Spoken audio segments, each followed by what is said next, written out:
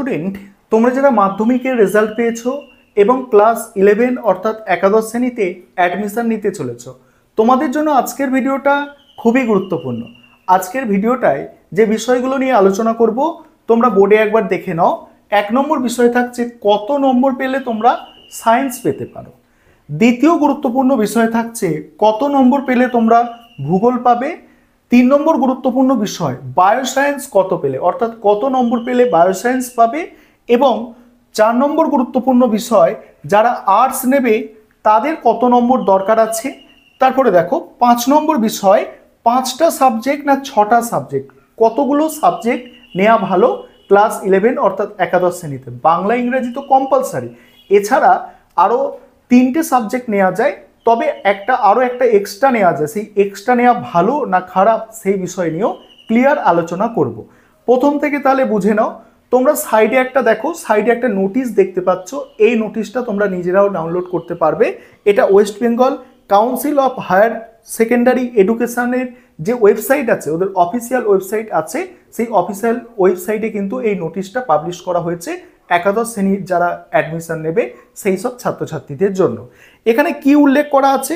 এখানে উল্লেখ করা আছে যদি কেউ mathematics, statistic, computer science, AI, তারপর ডেটা সায়েন্স বা সাইবার সিকিউরিটি, এই সব যে সাবজেক্টগুলো আছে এগুলো কেউ যদি নিতে চায়, বোর্ডের নিয়ম অনুযায়ী তাকে 35% নাম্বার পেতে হবে ম্যাথামেটিক্সে। বুঝতে পারলে? দ্বিতীয় গুরুত্বপূর্ণ বিষয় এখানে আছে যে বায়োসায়েন্স যদি কেউ নিতে চায় তাহলে 35% নাম্বার পেতে হবে লাইফ সায়েন্সে। লাইফ সায়েন্সে তাকে 35% নম্বর পেতে হবে। কেউ যদি ফিজিক্স এবং কেমিস্ট্রি নিতে চায় তাকে 35% নম্বর পেতে হবে ফিজিক্যাল সায়েন্সে। এবার যদি কেউ জিওগ্রাফি নিতে চায় তাহলে তাকে 35% পেতে হবে জিওগ্রাফিতে। এইগুলো ক্রাইটেরিয়াগুলো বোর্ড থেকে উল্লেখ করে দেওয়া হয়েছে, এগুলো মিনিমাম ক্রাইটেরিয়া। এবারে বলি যে সত্যিকারের আসলে সায়েন্স পেতে গেলে কি 35% নম্বরে সায়েন্স পাওয়া যায়? আর 35% নম্বর পেয়ে যদি কোনো স্টুডেন্ট সায়েন্স নেয় তার অবস্থাটা কি হবে সেটাও একটু বোঝার চেষ্টা করো। প্রথম কথা, 35% যদি তুমি নম্বর পাও, আশা করি আমরা যে সাইডে থাকি কলকাতার সাইডে, সেখানে কোনো স্কুল 35% নম্বরে সায়েন্স সাবজেক্ট অ্যালাউ করে না। ঠিক আছে, তাহলে কত নম্বর পেতে হয় এটা বোর্ডের নিয়ম, ঠিক আছে, তবে স্কুল অ্যালাউ করে না। স্কুল কত নম্বর চায় যে সায়েন্স নিতে গেলে? স্কুল চায় মিনিমাম চাই তোমার 50% নম্বর মিনিমাম চাই, এবং ম্যাক্সিমাম চায় 70% নম্বর। ঠিক আছে, ম্যাক্সিমাম চাই 70% নম্বর, মিনিমাম 50% নম্বর। 50% মানে কত? তোমার মাধ্যমিকে 7টা সাবজেক্ট থাকে, 5 7 35, অর্থাৎ 350 নম্বর তোমার মিনিমাম দরকার লাগে। এবং 70% মানে কত? 70% মানে 7 7 কত? 49, 490 নম্বর লাগে সায়েন্স পেতে, ম্যাক্সিমাম এটা বললাম। ঠিক আছে, এটা ম্যাক্সিমাম আরও হয়। ঠিক আছে, আমি তোমাদের একটা ধারণা দিলাম যে মিনিমাম কিন্তু 350 নম্বরের যদি কেউ কম পায় সে কিন্তু সায়েন্স নিতে পারে না, এবং ম্যাক্সিমাম মোটামুটি 490, 500, 525 এরকম নম্বর কিন্তু 500-500 কাছাকাছি নম্বর কিন্তু অনেক স্কুল কিন্তু চায়। যেসব স্কুলের চাহিদা বেশি, অর্থাৎ যেসব স্কুলে ছাত্রছাত্রীরা অনেক ভিড় করে, অর্থাৎ রেপুটেড স্কুল আছে অনেক, যেখানে ছাত্রছাত্রীর সংখ্যা বেশি, অধিক ছাত্রছাত্রী অ্যাডমিশন নিতে চায়, সেই সব স্কুল কিন্তু ডিমান্ড করে যে আমাদের 80% 70% নম্বর চাই, তবে আমাদের কিন্তু সায়েন্স প্রোভাইড করা হবে। আর যেগুলো একটু কম ছাত্রছাত্রী যায়, ঠিক আছে, কম জনসংখ্যার এলাকা বা কম ছাত্রছাত্রী যেখানে পড়াশোনা করে, সেখানে 50% নম্বর মোটামুটি লাগে সায়েন্স নেওয়ার জন্য। যদি এরও কমে যদি কোনো স্কুল সায়েন্স দেয় আর তোমরা যদি অ্যাডমিশন নিচ্ছ সেখানে, তাহলে অবশ্যই তোমরা কমেন্টে সেটা জানাবে, অনেক ছাত্রছাত্রীরা সেটা জানতে পারবে কমেন্টটা দেখে। পরের গুরুত্বপূর্ণ বিষয় জিওগ্রাফি, ভূগোল। এই ভূগোলটা পেতে গেলে কত % নম্বর লাগে বলেছে? ভূগোলটা পেতে গেলে কি হচ্ছে? ভূগোলটা পেতে গেলে বলা হচ্ছে 35% নম্বর কিন্তু দরকার লাগবে জিওগ্রাফি সাবজেক্টে। ঠিক আছে, এটা বোর্ডের নিয়ম। তবে ভূগোলেও মোটামুটি তোমার এটা যদি কেউ আর্টসের মধ্যে অ্যাডমিশন নিতে চায়, জিওগ্রাফি সাবজেক্টটা মোটামুটি তাকে 40% নম্বর পেলে দিয়ে দেয়। টোটালে 40% মানে ধরো তোমার 40কে 7 দিয়ে গুণ করে নাও, 4 7 কত? 28, 280, এই নম্বরটা পেলে মোটামুটি সে ভূগোল পেয়ে যায়। ঠিক আছে, বা তারও কম, মানে এর থেকে তুমি কম বলতে পারো, 260 ফাট পেলে সে কিন্তু জিওগ্রাফি নিয়ে আর্টসের সাবজেক্টে অনার্সে সে কিন্তু অ্যাডমিশান নিতে পারে। পরের গুরুত্বপূর্ণ বিষয় বায়োসায়েন্স। বায়োসায়েন্সে বোর্ড কি বলছে? বোর্ড বলছে বায়োসায়েন্সে তোমার 35% পেতে হবে, লাইফ সায়েন্সে 35 পেতে হবে, তার কম হলে চলবে না।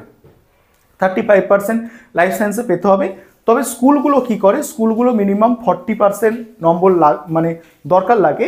বেশিরভাগ স্কুলে কি করে 40 থেকে 50% নম্বর মানে দরকার লাগে বায়োসায়েন্সে অ্যাডমিশন নেওয়ার জন্য। বায়োসায়েন্সে কি হয়, ম্যাথটাকে বাদ দিয়ে সায়েন্সে যে বাকি সাবজেক্টগুলো আছে সেই সাবজেক্টের ওপরে ছাত্রছাত্রীরা অ্যাডমিশন নিয়ে পড়াশোনা করতে পারে। ম্যাথটা কিন্তু বায়োসায়েন্সের মধ্যে থাকে না, সেটা গেলে কি পিওর সায়েন্সে কিন্তু ম্যাথ নিতে হয়। ঠিক আছে, এবারে পরের গুরুত্বপূর্ণ বিষয় যারা আর্টস নেবে তাদের কি, দেখো যারা আর্টসে তোমরা নিতে চাইছো তোমাদের ওরকম কোনো ক্রাইটেরিয়া নেই, তোমরা মিনিমাম নম্বর পাও বা ম্যাক্সিমাম নাম্বার পাও। তোমরা যদি মাধ্যমিক পাস করো, মাধ্যমিক পাস করেছো, সেই রেজাল্টটা তোমার কাছে থাকে, তাহলে তুমি কিন্তু মানে ক্লাস 11 অর্থাৎ একাদশ শ্রেণীতে অ্যাডমিশনের যোগ্য, আর্টসের তোমরা অ্যাডমিশন নিতে পারবে। তবে আর্টসের যেসব সাবজেক্টগুলো আছে, যেমন জিওগ্রাফি সাবজেক্ট সায়েন্সের মধ্যেও পড়ে, আর্টসের মধ্যেও পড়ে।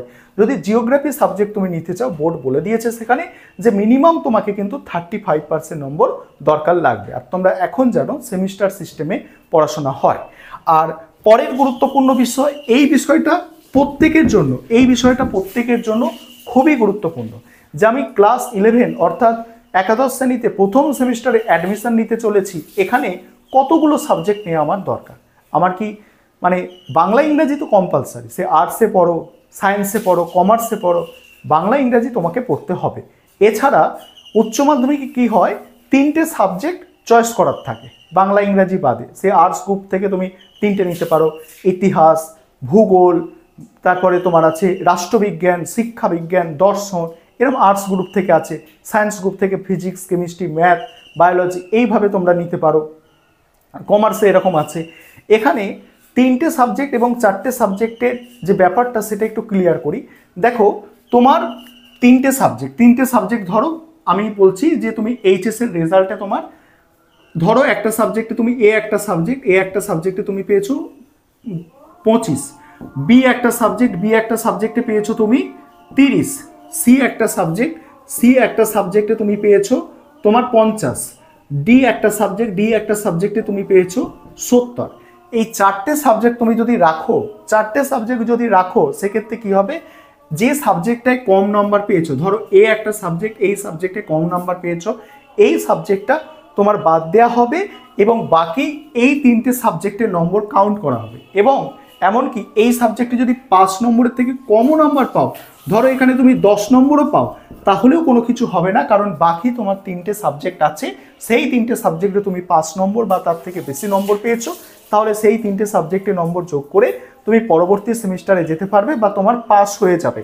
এটা হচ্ছে এর ভালো দিক। ঠিক আছে, এবারে এর খারাপ দিকও আছে। খারাপ দিক কি, যে তোমাকে কিন্তু একটা সাবজেক্ট টানতে হবে। ঠিক আছে, সারা বছর 4টে সেমিস্টার তোমাকে কিন্তু একটা সাবজেক্ট টেনে যেতে হবে, অর্থাৎ সেই সাবজেক্টে পড়াশোনা করতে হবে, বই কিনতে হবে, পরীক্ষা দিতে হবে, টিউশন নিতে হবে, বা সেই সাবজেক্টের ওপর তোমার কিন্তু এফোর্ট দিতে হবে।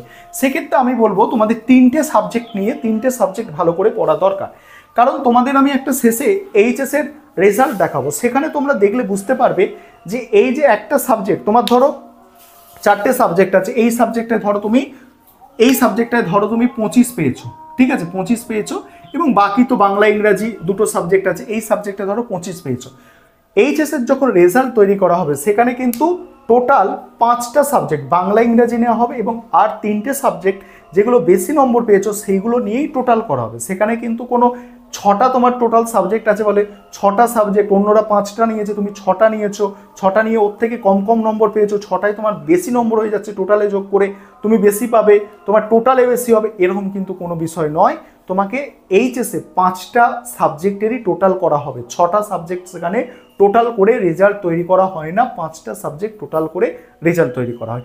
আশা করি আজকের যে তথ্যগুলো আলোচনা করলাম তোমরা বুঝতে পারছো। আর চ্যানেলে নতুন এসে থাকলে তোমরা চ্যানেল সাবস্ক্রাইব করে সঙ্গে থাকতে পারো, কারণ আমাদের স্কুল কলেজ রিলেটেড অর্থাৎ কলেজ রিলেটেড বেশি মানে আমাদের প্রশ্ন উত্তর ভিডিও তৈরি করা হয়।